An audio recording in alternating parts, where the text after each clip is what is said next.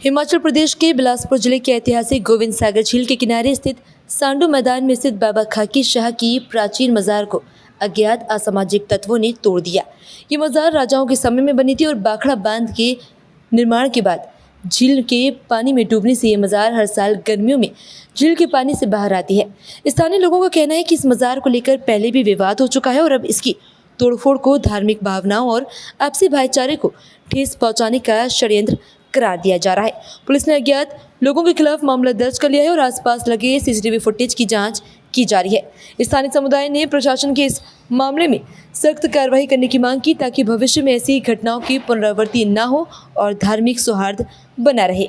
तब से हम इसको नीचे से बाद में नीचे चली जाती थी ये दरगाह, तो तब से हम इसको ऊपर निकालने का काम कर रहे हैं। यानी कि 38 साल मेरी उम्र हो गई है।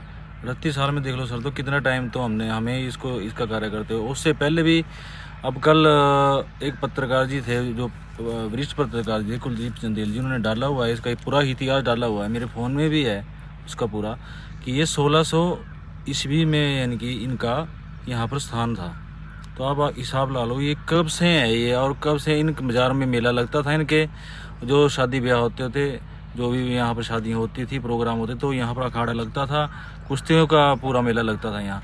इतने पुराने इतिहास को कहाँ से आके लोग, वो कौन सामाजिक तत्व हैं, शरारती तत्व हैं जो इसको उखाड़ रहे हैं, बार बार तंग कर रहे हैं।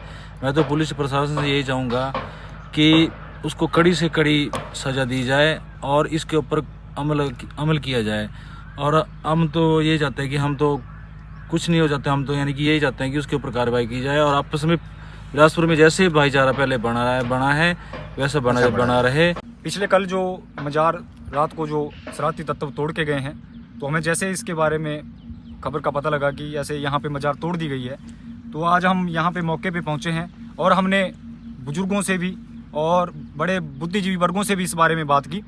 तो जब हम बचपन में से यहाँ, मेरे घर भी जबड़ी रघुनाथपुरा में, पैदल हम मेले के लिए आते थे, नलवाड़ी के लिए, तो मेरी उम्र भी 32 साल होगी। तो मैंने तो इस मजार को, जो पहले ये सीमेंटेड थी, हमने इस प्रत्यक्ष इसको देखा है। सत्यम शिवम सुंदरम, सत्य ही जीत है। तो हम जो बोल रहे हैं बात वो सत्य है। हमने खुद इसको सीमेंटेड देखा है। पर अब इसको 2020 में इसको रिपेयर किया गया था, इसमें टाइलें लगवाई गई, पर कुछ शरारती तत्वों द्वारा पहले भी इसको तोड़ा गया 2022 में। और अब दोबारा इसको जब रिपेयरिंग करके अब ये घटना दोबारा घट गई।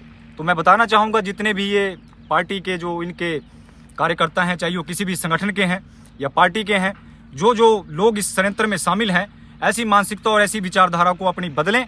क्योंकि हमारे रियासत के समय, राजा महाराजा के समय, जब